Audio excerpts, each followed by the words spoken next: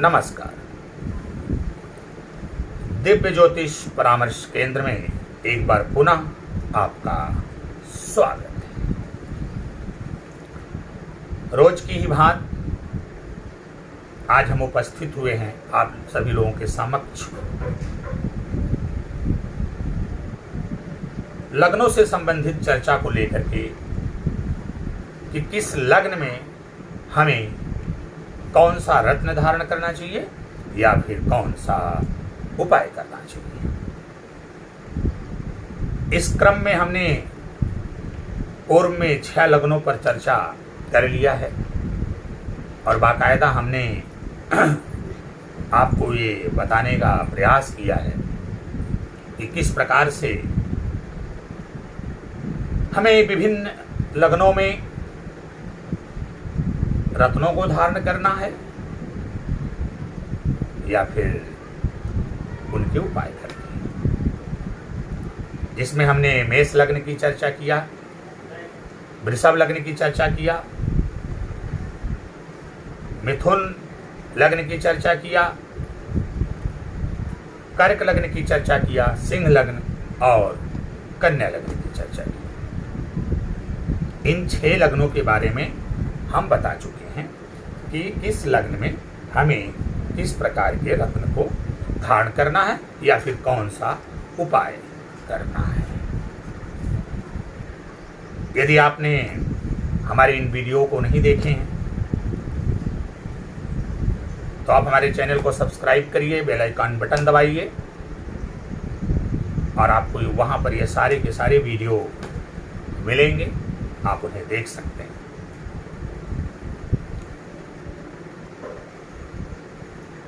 आज हम तुला लग्न के संदर्भ में चर्चा करने के लिए आप सभी लोगों के समक्ष उपस्थित हुए। लेकिन उससे पहले हमारा आपसे निवेदन है कि हमारे YouTube चैनल दिव्य ज्योतिष परामर्श को आप सभी लोग अधिक से अधिक सब्सक्राइब करें, बेल आइकॉन का बटन दबाएं ताकि जब भी हम कोई विनाशपद लाभदायक ज्योतिष से संबंधित वीडियो बनाएं तो वह आप तक पहुंचे और आपका परम कल्याण हो सके। तो आप हमारे YouTube चैनल दिव्य ज्योतिष परामर्श केंद्र को जरूर सब्सक्राइब करें, हमारे वीडियो को लाइक करें, कमेंट करें और शेयर करें ताकि आपके साथ साथ दूसरे लोग भी लाभान्वित हो सकें। इससे पहले कि हम चर्चा लग्नों के क्रम में तुला लग्न की करें, आइए जानने का प्रयास करते हैं तुला राशि के संदर्भ में। राशियों के क्रम में अगर तुला राशि की बात करें तो तुला राशि 7वें नंबर पर आती है। ये वायु तत्व की राशि होती है। जैसा कि हमने आपको प्रारंभ में ही बताया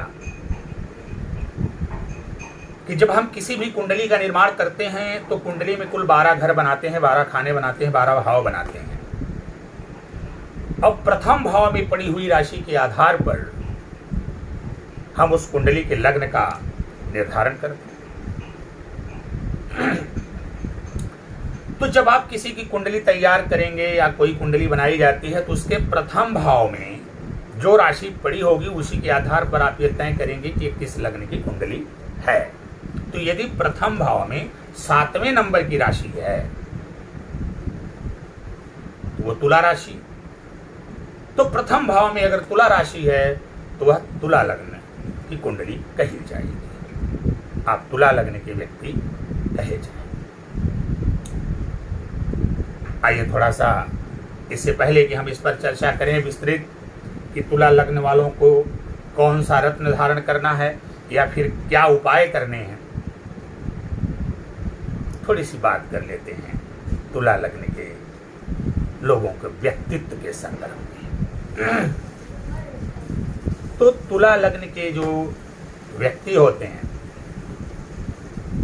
बड़े ही इमोशनल और भावुक होते हैं, बहुत ही बुद्धिमान भी होते हैं, बहुत समझदार होते हैं, और बड़े मेहनती होते हैं, साथ में बहुत ईमानदार भी होते हैं। प्रत्येक काम को सलीके से करने की इनकी प्रवृत्ति होती है। विवादों को निपटाने में बड़े दक्ष होते हैं।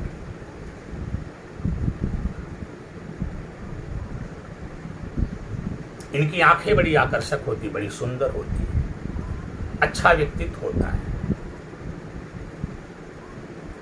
सलीके से कार्य करने की इनकी प्रवृत्ति होती है।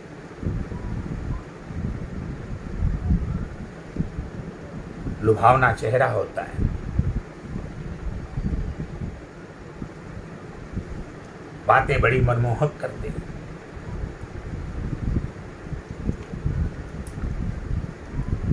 लेकिन इनकी एक कमी है कि ये चिंता के आगोश से कभी बाहर नहीं निकल पाती। ये सदैव चिंतित बने रहते हैं, हमेशा किसी न किसी बात को लेकर के चिंताग्रस्त रहते ही रहते हैं, हमेशा चिंता में पड़े रहते हैं। टेंशन लेकर के, चिंता लेकर के अपने स्वास्थ्य को खराब करते हैं। आंधा हो, संक्षेप में हम इतना कहेंगे कि तुला लग्न के व्यक्ति बहुत ही ईमानदार, सरल स्वभाव के, सज्जन, मेहनती, कर्मठी, इमोशनल, भावुक, बड़े अच्छे व्यक्तित्व के होते हैं। तो ये तो बात रही कि तुला राशि किस तत्व की राशि है या तुला लग्न के लोगों का व्यक्तित्व ऐसा होता है। अब आइए बात करते हैं कि तुला लग्न में हमें कौन से रत्नों को धारण करना है या फिर हमें कौन सा उपाय करना है। मित्रों, जैसा कि आप सभी लोग जानते हैं कि लग्न कोई भी हो, लग्नेश, पंचमेश और नवमेश,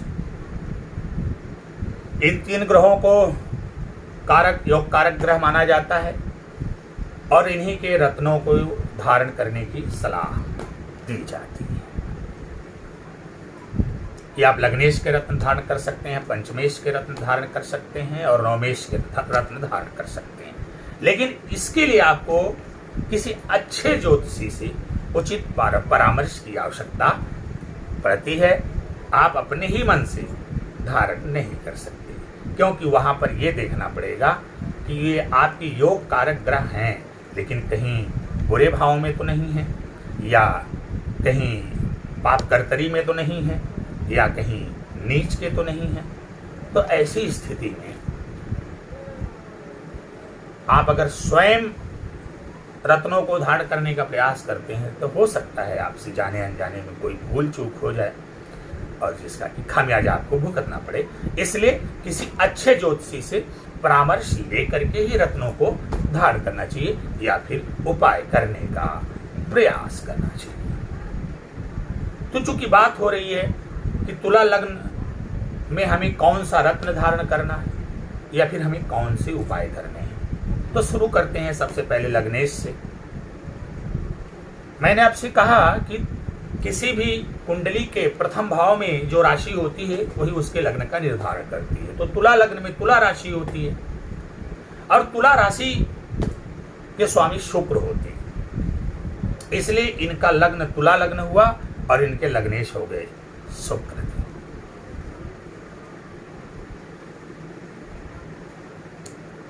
अब यहां पर मैं बार बार एक बात को दोहराता हूं कि जो लग्नेश होते हैं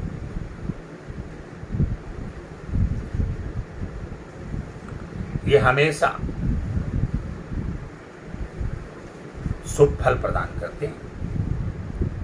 मैंने बार बार इस बात को कहा कि लग्नेश कुंडली का मालिक होता है, लग्नेश कुंडली का अधिपति होता है, लग्नेश कुंडली का स्वामी होता है, लग्नेश कुंडली का राजा होता है, लग्नेश कुंडली का इंजन होता है। यही कुंडली को चलाने का, यही आपके जीवन को चलाने का काम करता है। इसलिए आपके जीवन में आपके लग्नेश का बड़ा महत्व होता है। आपके संपूर्ण व्यक्तित्व पर आपके लग्नेश का जबरदस्त असर रहता है, प्रभाव रहता है। तो तुला लग्न में लग्नेश शुक्र होते हैं, लेकिन साथ ही साथ अष्टमेश भी होते हैं, अष्टम भाव के स्वामी होते हैं। अच्छे भाव के भी स्वामी हैं, बुरे भाव के भी स्वामी हैं। इसलिए अगर हम फलों की चर्चा करेंगे तो जब फल कथन करेंगे तो मिश्रित फल कथन होगा। कुछ अच्छे परिणामों की बात होगी और कुछ बुरे परिणामों की बात होगी। लेकिन मैं बार बार एक ही बात दोहराता हूं कि ये जो लग्नेश होते हैं या कुंडली के कोई भी योग कारक ग्रह, ये सदैव अच्छा फल ही प्रदान करने की कोशिश करते हैं। लेकिन बुरे भाव के स्वामी होने के नाते थोड़ी सी समस्या भी उत्पन्न हो सकती है। अब यहां पर आपको देखना है कि लग्नेश की स्थिति क्या है। केंद्र में बैठे हुए हैं या त्रिकोण में हैं, छठे अठे बरहमी को छोड़ करके कहां पर स्थित है? नीच के तो नहीं है। यदि लग्नेश शुभ घरों में है और बलाबल में कमजोर है, अस्त हैं, मृत हैं, वृद्ध हैं, आप इनके रत्न को अवश्य धारण करिए, आपको जबरदस्त फायदा होने वाला है। लेकिन अगर लग्नेश बलाबल में ठीक है,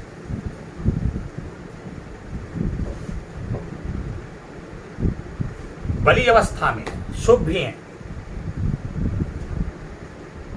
तो चूंकि अष्टम भाव के भी स्वामी हैं, इसलिए जरूरी, बहुत ज्यादा जरूरी नहीं है कि आप इनके रत्न को धारण करें। धारण कर भी सकते हैं, लेकिन आवश्यक नहीं है। अगर बलाबल ठीक हो तो यहां पर फिर आपको रत्न धारण करने से बचे रहिए, क्योंकि अष्टम भाव के भी स्वामी हैं साथ में। हाँ, अगर अस्त हैं, मृत हैं, वृद्ध हैं, लेकिन शुभ भावों में स्थित हैं, आप निसंदेह इनके रत्न को धारण कर लीजिए, आपको लाभ प्रदान करेंगे।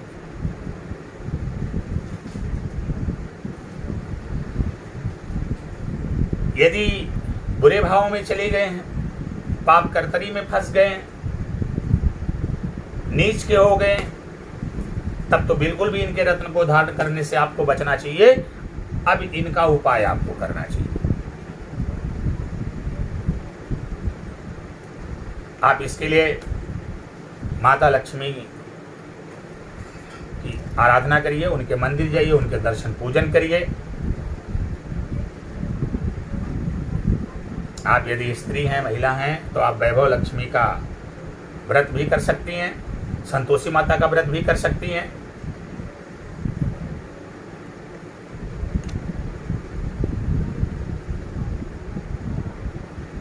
और लक्ष्मी मंदिर जाइए, लक्ष्मी जी की पूजा अर्चना करिए, सफेद गाय की सेवा करिए,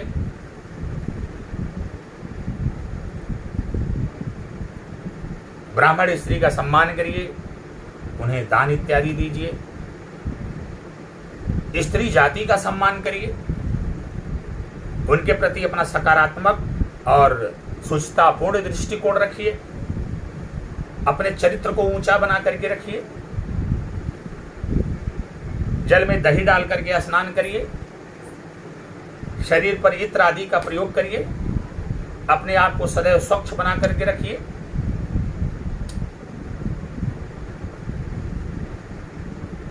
स्वच्छ कपड़े पहनिए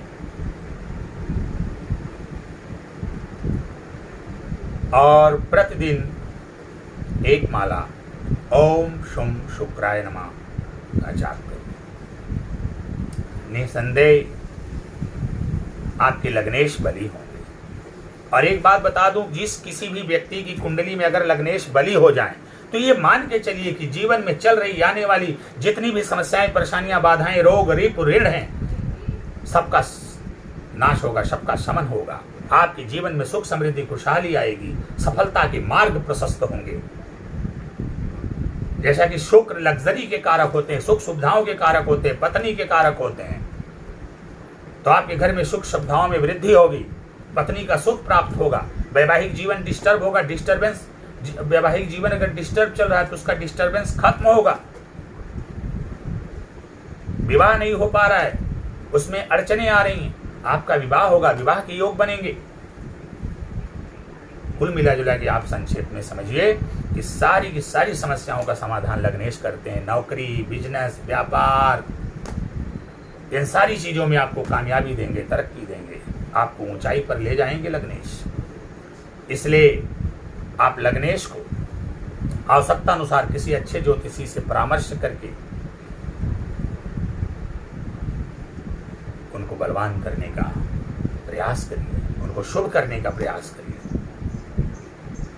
जो हमने उपाय बताए उन उपायों द्वारा उनको शुभता प्रदान करने का प्रयास करिए। आपका जीवन चमत्कारिक रूप से ऊंचाई पर चला जाएगा। आपको प्रत्येक सुख की प्राप्ति होगी, चाहे संतति सुख हो, चाहे पत्नी सुख हो, या किसी भी प्रकार का सारा सुख आपको प्राप्त होगा, क्योंकि लग्नेश आपके शुक्र सुखों के ही कारक हैं। इसलिए आपको अपने लग्नेश को शुभ और बलवान करना चाहिए। तो आशा करते हैं कि आप हमारे वीडियो को देख करके हमारी बातों का अक्षरशः पालन करते हुए अपने लग्नेश को मजबूत और बली करते हुए, शुभ करते हुए अपने जीवन को सुख, समृद्धि, खुशहाली और सफलता के मार्ग पर अग्रसर करेंगे। मित्रों, आइए बात करते हैं पंचमेश की।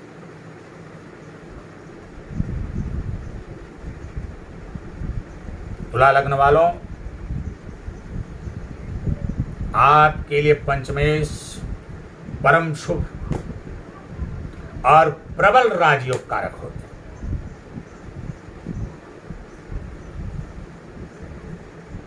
और आपके पंचमेश होते हैं शनि। पंचम भाव में इनकी कुंभ राशि होती है और चौथे भाव में जहां से सुख, भूमि, भवन इत्यादि देखे जाते हैं, इनकी मकर राशि होती है। तो चौथे भाव में मकर राशि है, पंचम भाव में इनकी कुंभ राशि है, केंद्र भाव के स्वामी हो गए, इधर त्रिकोण भाव के स्वामी हो गए। तो इसीलिए ये आपके लिए प्रबल राजयोग कारक और परम शुभ ग्रह हो गए। केंद्र त्रिकोण राजयोग का निर्माण हो गया, लक्ष्मी नारायण राजयोग का निर्माण हो गया। अब ये शनिदेव आपको जीवन में सब कुछ प्रदान करने वाले हैं। आपको फर्श से अर्श पर लेकर जाने वाले हैं, आपको धरती से आसमान पर लेकर जाने वाले हैं। आपके जीवन में वह सब कुछ प्रदान करने वाले हैं जिसकी कि आपने कभी कल्पना भी नहीं किया होगा।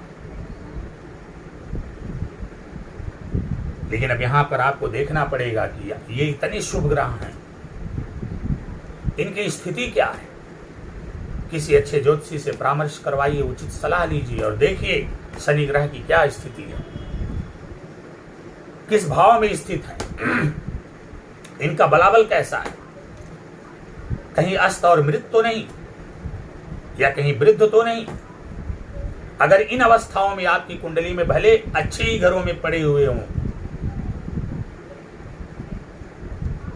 लेकिन अगर अस्त मृत होंगे, वृद्ध होंगे, तो जो लाभ आपको होना चाहिए वो लाभ आपको हो नहीं पाएगा। और ऐसी स्थिति में तुला लग्न वालों, अगर शनि शुभ भाव में हैं लेकिन वृद्ध हैं, मृत हैं या अस्त हैं और आज तक आपने नीलम नहीं पहना है और संघर्ष करते चले जा रहे हैं, तो ये मान के चलिए कि जीवन की इतनी बड़ी भूल और गलती कर रहे हैं, बाद में आपको बहुत ज्यादा पश्चाताप होगा। अविलंब अगर शनि शुभ भाव में स्थित हैं, बराबर ठीक नहीं, अविलंब आंख मूंद कर आप शनि के रत्न नीलम को अवश्य धारण करें, क्योंकि आपको पता है और पता होना चाहिए कि तुला राशि में शनि उच्च के हो जाते हैं। तो सोचिए तुला लग्न वालों के लिए शनि कितनी ही शुभकारी ग्रह है। एक बार फिर मैं अपनी बात को दोहरा रहा हूं कि यदि शनि शुभ भाव में स्थित है, छठे अठे बराहवे में नहीं है, नीच के नहीं है, तो चाहे बलाबल में कमजोर हो या बलाबल में हो, जिस किसी भी अवस्था में हो, आप आंख मूंद करके इनके रत्न नीलम को अवश्य धारण करिए। आपको बहुत जबरदस्त फायदा होने वाला है। भूमि, भवन, वाहन, माता का सुख, संतति का सुख, ज्ञान का सुख, जीवन में नाना प्रकार के सुखों की प्राप्ति होगी। और यदि बुरे भावों में बैठे हुए हैं, आप कर्तरी में हैं, नीच के हैं, बुरे भाव में हैं, तो फिर हम आपसे कहेंगे कि आप इनका जप और दान करें। उसके लिए आप शनि के मंत्र ओम शं शनिश्चराय नमः प्रत्येक दिन एक माला जाप करिए। काली जी के मंदिर जाइए, उनके दर्शन पूजन करिए। काली जी के मंत्र का ओम क्रीम कालिकाय नमः का भी एक माला जाप करते हैं। भगवान कृष्ण का दर्शन पूजन करिए, भगवान कृष्ण की आराधना करिए।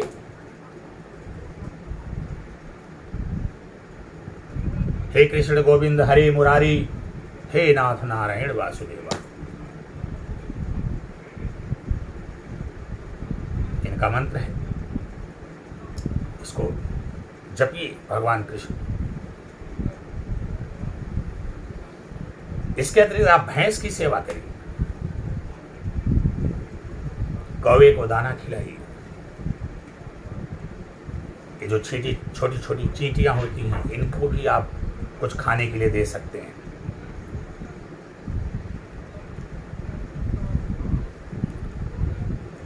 कर्मचारियों, नौकरों, चाकरों, सेवकों, मजदूरों की मदद करिए, गरीबों की मदद करिए।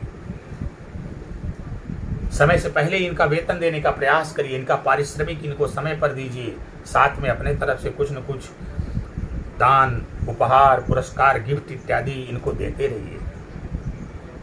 शनि के लिए छाया दान करिए। पीपल के वृक्ष में जल में काला तिल डाल करके जल दीजिए। 7 शनिवार आटे का 7 दीपक बना करके उसमें सरसों तेल और काला तिल डाल करके दीपक जलाइए। इस तरह से आप करेंगे तो आपके शनिदेव बली होंगे। तो यदि शनिदेव शुभ भाव में स्थित हैं तो उनके रत्न को धारण करिए, हर हाल में धारण करिए। शनि प्रबल राजयोग कारक होते हैं तुला लग्न वालों के लिए। यदि अशुभ भाव में है तो जैसा आपने आपको उपाय बताया वो उपाय करिए। यदि आप अक्षरशः मेरी बातों का अनुसरण करते, मेरी बातों का पालन करते हैं, तो ये मान के चलिए आपके जीवन में चल रही आने वाली सभी समस्याएं, परेशानियां, बाधाएं, रोग, रिप, ऋण सब नष्ट होंगे। वैवाहिक जीवन डिस्टर्ब है, वो बाधा समाप्त होगी। आपका वैवाहिक जीवन सुखमय होगा। आपके कार्यों में विलंब होता है, अड़चने आती हैं, ये सब समाप्त होंगे। आपके कार्य जल्दी जल्दी बनने लगेंगे। व्यापार व्यवसाय जो है अच्छे से चलने लगेगा। नौकरी रोजगार में अगर कोई दिक्कत आ रही है, आपको नहीं मिल पा रही है, तो वह भी आपको मिलेगा और साथ ही उसमें प्रमोशन भी होगा और पुत्र संतति की भी प्राप्ति होगी, संतान के भी योग बनेंगे। हर प्रकार के सुख देने वाले हैं ये पंचमेश शनिदेव। आशा करते हैं कि आप हमारी बातों को मान करके शनिदेव का उपाय अवश्य करें और अपने जीवन को सुख, समृद्धि, खुशहाली और सफलता के मार्ग पर अग्रसर करें। आइए अगले ग्रह की बात करते हैं, नवमेश की, भाग्येश। ये आपके होते हैं बुध देव। तो चूंकि भाग्येश हैं इसलिए ये भी आपके लिए राजयोग कारक हैं। लेकिन इनकी भाग्य भाव में इनकी मिथुन राशि बनती है, 3 नंबर की राशि, तो भाग्येश होते हैं। लेकिन इनकी कन्या राशि 6 नंबर की जो राशि है वो व्यय भाव में बनती है। एक तरफ भाग्येश भी हो गए, दूसरी तरफ व्ययेश भी हो गए। तो अगर फल कथन की बात करें तो ये आपको मिला जुला फल देने वाले हैं। लेकिन चूंकि भाग्येश हैं इसलिए योग कारक हैं, और जो ग्रह योग कारक हो जाते हैं वो अच्छे फल ज्यादा देते हैं और उनके जो है शुभत्व में वृद्धि हो जाती है और वो बुरे फल कम देते हैं। तो भाग्य भाव के स्वामी है बुध देव। अब देख लीजिए, अगर वो शुभ ग्रहों में स्थित हैं, उनका पावर ठीक नहीं है, बलाबल ठीक नहीं है, अस्त हैं, मृत हैं, वृद्ध हैं, तब तो आप पन्ना धारण कर लीजिए। आपको लाभ होगा। लेकिन यदि उनका पावर ठीक है, बलाबल ठीक है, अस्तमृत नहीं है, वृद्ध नहीं है, तो चूंकि व्ययश भी है, इसलिए रत्न धारण करने से बचिए। लेकिन इतना ध्यान रखना है कि योग कारक ग्रह है, इसलिए इनको शुभ और बलवान करना बहुत जरूरी है, क्योंकि जीवन में आगे बढ़ने के लिए कर्म के साथ साथ भाग्य की भी आवश्यकता होती है।